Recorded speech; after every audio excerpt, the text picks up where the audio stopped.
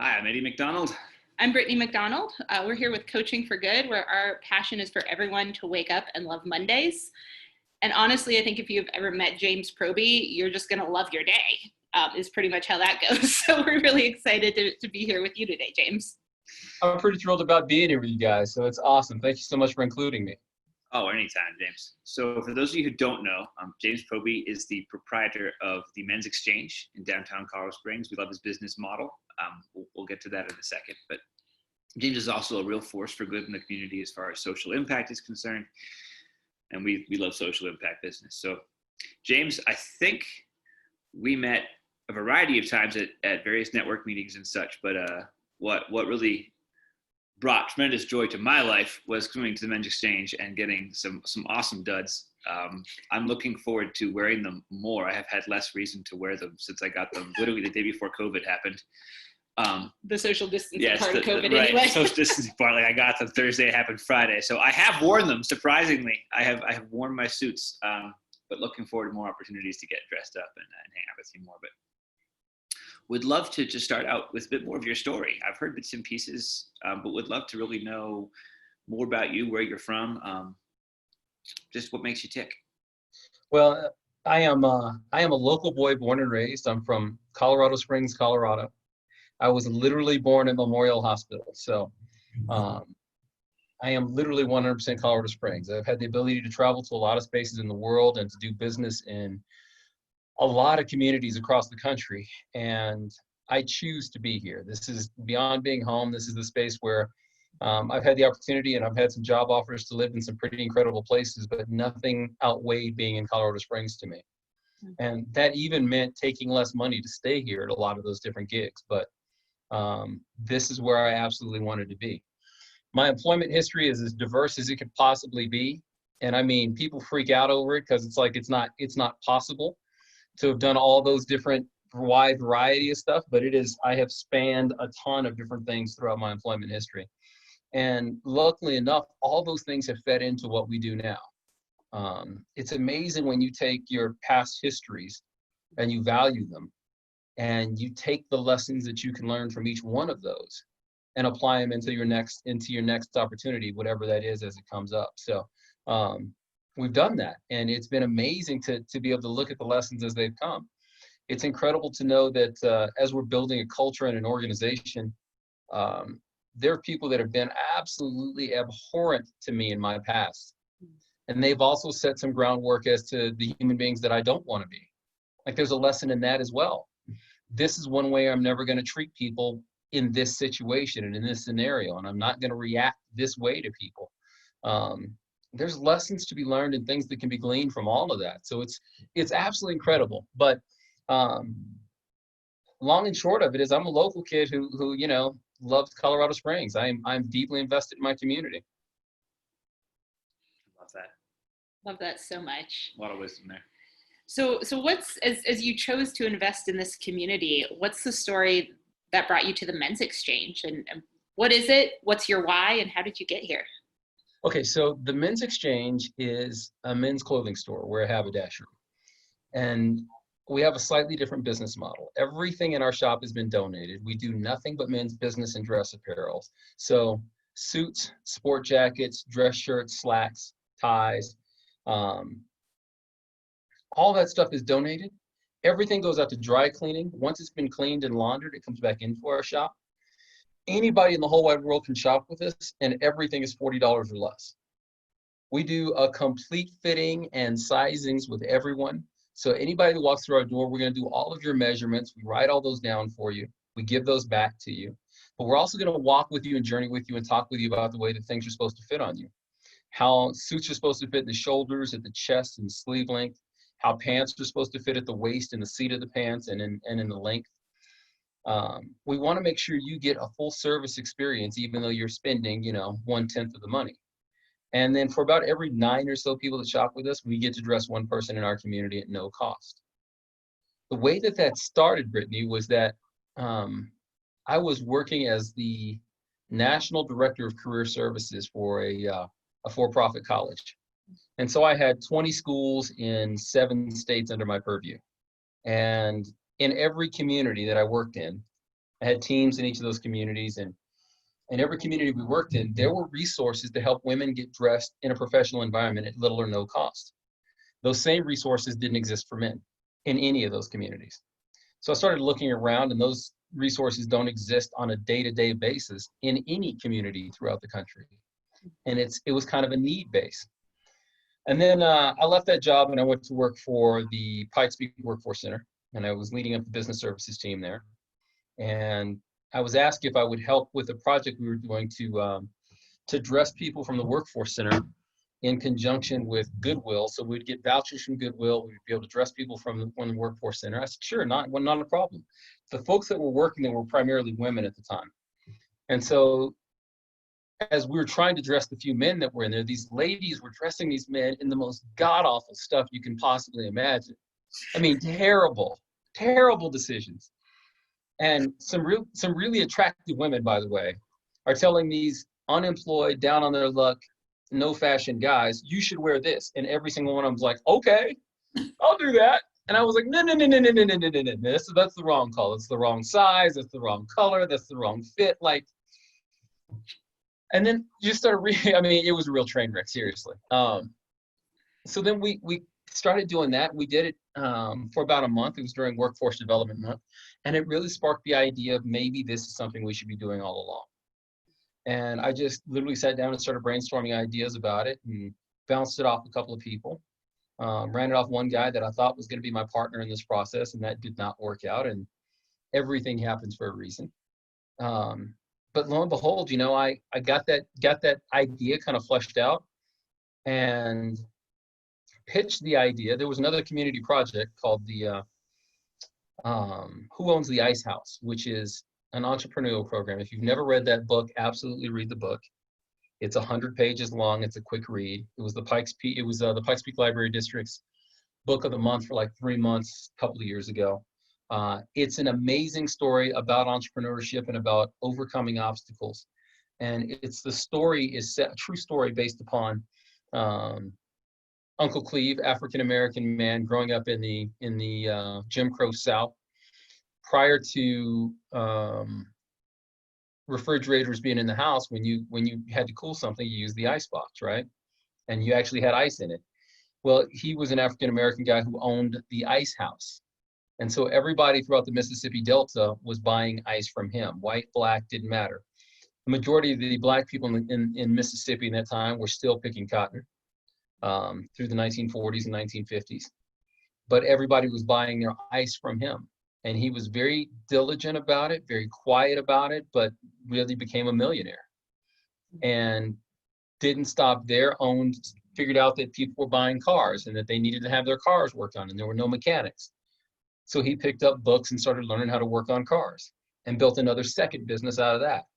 And the story is told firsthand from his nephew, who ultimately ends up being an incredibly influential individual himself. When you think about the Stairmaster climbing machine, his nephew invented that and took that to market. So it's 130 pages. It's absolutely incredible, but there's an entire collective that's around that to teach individuals, bless you, to teach individuals entrepreneurship and entrepreneur skills.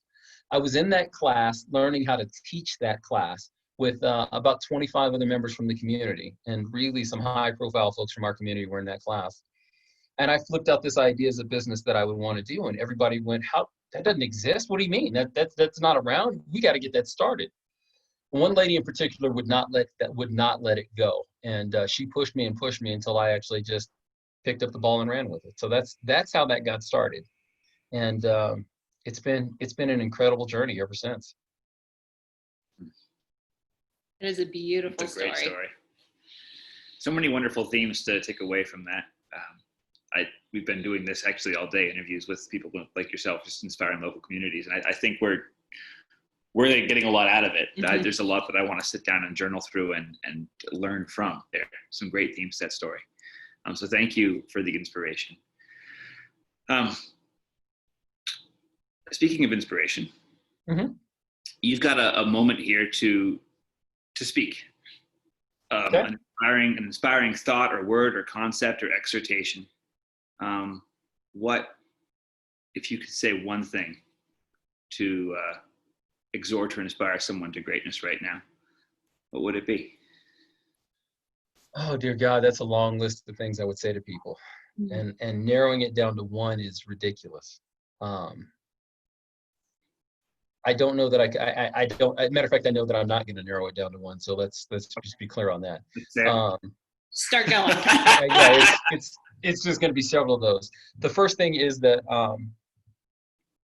you just got to take a step. You got to take a step when you don't know where your foot's going to land, while you're absolutely afraid, while you're taking a step into the darkness. Take a step, and then once you take a step, pivot from that step. You'll take a step, you'll take another step, you'll take another step. People think that we are in this life for answers. We are not. We are in this life to experience. And the only way you get to experience is to actually take a step. And, you know, Netflix and chilling is fun, and we all get a chance to do it. But I would rather live my own story than watch somebody else's. That's kind of the way I would rather live my life, right? There's some people that have some incredible stories that are out there, and I love getting into some of those. And without a doubt, I'm not lambasting, I'm not suggesting that I don't read or I don't watch TV or I'm not watching movies. At one point in my life, I owned a film company, and I've written some of those things, right? But your story is uniquely personal and yours. So you have to enjoy it and value it and relish it.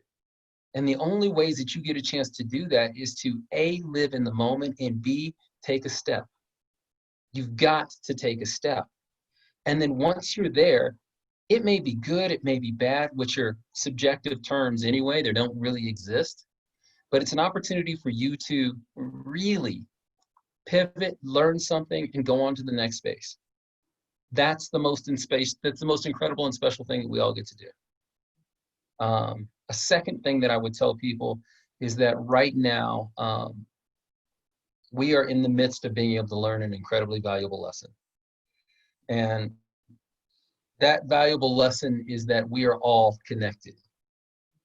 There's an illusion of separation between us. And it is exemplified by those individuals who are trying to sell you fear. And there are people that will sell you fear over love every chance they can. And the easiest way that you recruit somebody to hate groups, and it doesn't matter what hate group it is, it really doesn't. It is the same message. You're not achieving the best that you can achieve, and it's not your fault. You don't have to be accountable for that. And we're going to blame those people over there. It's their fault that you haven't achieved what you want to achieve. That's how you recruit somebody to a hate group. And it's sad to see it in politics. It's sad to see it used as divisiveness in our country. It's sad to see it used as divisiveness in our world. And at this time in history, as we are all going through this unprecedented space, there's something to be learned, and what should be learned, what I hope we can learn, is to realize that we need far more bridges and far less walls. The reality is that if something can affect China and Italy and the United States and Brazil and Africa all at the exact same time, we've got to realize that we are connected as brothers, as family. And oftentimes your family doesn't speak the same language you do. Your brother doesn't look the same way that you do. Your brother calls God by a different name than you do. But you are still your brother's keeper. And there is still a connection between all of us. And if we change our collective consciousness, if we change the way that we think about things, we can understand the unity that exists between all of us. And the fact that we have the resiliency, we have the intelligence, we have the means to solve all of the world's problems. We have the ability to defeat any of the things that come our way. If we would stop with this separatist mentality and with this elitist mentality, I'm better than you and I'm better than him and I'm better than her. But if we find the equality that exists, we can figure out how to save all of our endangered populations. We can figure out how to fix the world that we live in. And I really don't believe it's that tough. I just believe it changes the consciousness of understanding the we before me. So in this time of COVID, in this time of Corona, if we can understand the fact that this is something that may have started in China but is touching the entire world, then we can begin to understand that my Canadian brothers need my help, and my Mexican brothers need my help, and my English brothers need my help, and my African brothers, and my Chinese brothers. And if I can figure out how to wrap my arms around everyone, the world's going to be a safer place and a better place. And I just pray to God we stop buying into fear. And you can see it happening daily. But there's a bigger lesson or a broader lesson to be learned. And I hope to God that we all get it and we can find it. Amen. We've got chills. I do anyway. Yeah. Thank you. It's I appreciate those words. I am truly, from a big picture standpoint, excited for the world. As a student of history, as my major in college, this is the first global trauma that we're experiencing together. And it's the first global trauma that is not caused by another person. It's not Right. a war. The enemy is not. It is us as humanity against an inherently other, a virus. And that's an exciting opportunity for growth. Like the mindset shifts that need to happen to build a better world are right on the cusp of happening. It's exciting. And it, like there's a whole nother, I have this whole other thing of how to fix politics in the United States of America, right? There's like this 7-step process that we can fix politics in the United States and make it right again, make it better at least. But it really does come back to the space of each one of us understanding that the world is getting smaller by the second, right? The landmass and size, I get the fact that it stayed the same and it's going to be the same, but the reality is, for my parents, the jump around the world was, a 23, 24-hour, 28-hour flight. For me, it's now 14 hours. And I can connect like this with anybody in the world at any time. Yeah. That's amazing. And the world is getting smaller. And, Maya Angelou pointed out years ago that throughout her travels, the one thing that she learned is the fact that we all want the same thing. We all want to work and make money. We all want to get paid 20% more than we're worth. We all want to work 10% less than we do. We all want to spend time with our families. We all want to be loved. We all want to give love. We all want a safe place for our families to live. We all want a home. Those are universal human truths. I don't care where you live, who you are, where you're from. Those are things that we all want. And yet we're told divisively that that's not what we should be looking for. And it's just asinine to me. It is asinine. So Edward, I completely agree with you. We are at a space where the world's greatest problems are the world's greatest opportunities. And we are facing a great opportunity. We have a great opportunity that we can actually all grow out of if we choose to. I love what you said a minute ago about stopping the fear, moving away from the fear, moving into love. Yes. And I think that's the opportunity we all have. And we're all waking up every day. We're waking up every day. And we have to choose. Are we going to walk in fear because the world's different and it's not what we expected a month ago? And how are we going to make this happen? Or are we going to choose love? Are we going to choose connection and understanding and faith? And thank you for that message. You're so welcome. It's amazing to me, and I'll kind of stop rattling on and on, but on September 12th, not September 11th, but on September 12th, 2001, I remember walking around, going to the gym, going to the coffee shop, and realizing where we were as a nation. There were no planes in the air, which is, as you guys live here and you know how unusual that is in Colorado Springs. It was nuts. But I was also amazed. I was amazed by the fact that there were sections of the population who would never speak to me, who were holding doors for me and saying, hey man, we're going to get through this together and keep your chin up. And we've got this. It was an amazing point of unity that did not last nearly as long as it could have. And it was more of a nationalistic, patriotic kind of a thing. but it was also the first time I had an opportunity to experience that. And it's a rarity. And it should be a standard way of life of us trying to figure out the facts that we know that we live a life of abundance, and we can have a life that goes way beyond the most limiting thoughts that we've ever had if we choose to accept that. And Brittany, you're 100% right. It is about choosing love, about squelching those fear-based things that show up in our lives. And I talk a lot about responding versus reacting, and reacting ends up being that very animal, visceral thing that happens for each of us, that primal thing that's down in your spine. But luckily enough, we're evolved human beings and we come out of that. And responding uses forethought and to think, you know what? That's not the best way I can do this. Let's try this. Let me think about this. Let me include someone else. Let me go a different way. And I do believe that when we respond versus react, when we choose to figure out how to respond with love instead of react with fear, the outcomes are never bad. It's so true. I'd go so far as that is the choice that we all like. That's the only choice in life. It's the one thing we can control, our thoughts and feelings, and you're choosing love versus fear. Yeah, the sponsoring, everything that we do comes down to a thought. Every thought that we have has an emotion. Every emotion has a sponsoring thought, and that sponsoring thought is either fear or love. It is always fear or love. And when I learned that about 15 years ago, maybe 20 years ago now, I literally spent about 7 weeks of my life just stopping myself and going, did I do that out of fear? Or did I do that out of love? And trying to change my mentality and my patterns. And it has been an upward, and it's not like my life's been perfect ever since, but I'm just a happier human being. Sure. Yeah.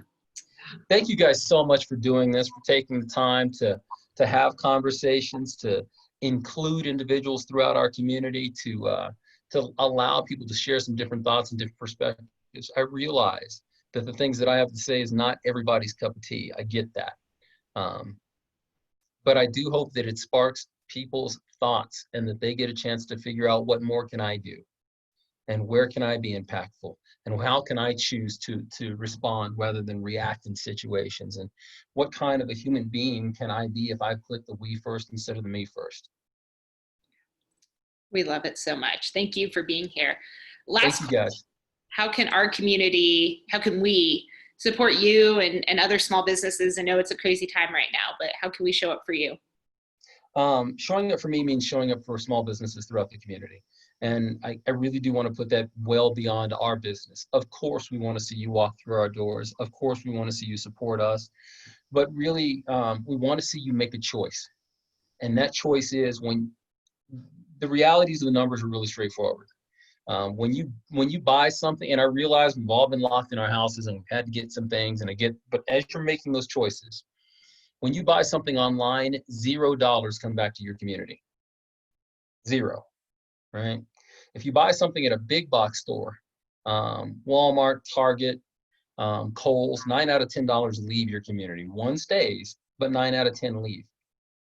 If you buy something at a small business environment, 9 out of $10 stay in your community. So if you're buying at Starbucks and they do some incredibly cool stuff, or Dutch Brothers, right, or Kangaroo Coffee, or any of those spots, 9 out of $10 leave your community. But if you're buying at Good Neighbor Meeting House, or Wild Goose, or Loyal Coffee, or Eagle and Crane, 9 out of $10 stay inside your community. That's how you can show up. And that's not just for me, that's for everyone.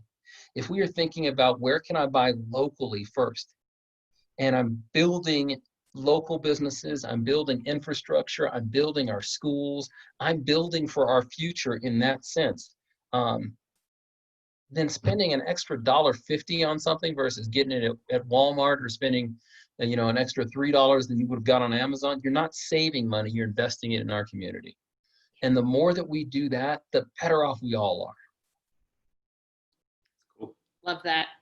Well, let's be honest. Every time I walk into Target, I spend at least $20 more than I expected. So yeah, me too. You're not alone. Seriously, Target is one of my favorite vices on the planet.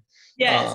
But if I could take even half of that and put it towards a local business, hey, I might come out ahead personally, and I'm certainly putting my community ahead. So That is exactly the case. I mean, it's funny. It was last summer, we were looking for gardening lights, solar lights we put in our garden. Could have started right away on Amazon and had some stuff shipped to the house. And went to all the local little garden shops first until I found what I was looking for. And at one point didn't find exactly what I was looking for. So then I went around to all the, my theme is, how do I buy local? And if I can't buy it local, then how do I buy a big box local? And if I can't buy it at a big box local and I still need it, then I'll order it online. Like that's the last possible step for me. Yeah. love that. James, thank you for what you do and for just your choices for how you see the world. We appreciate you. Thank you guys so much. And thank you so much for including me. I greatly appreciate it. Thanks for being here today. All right, guys. All right.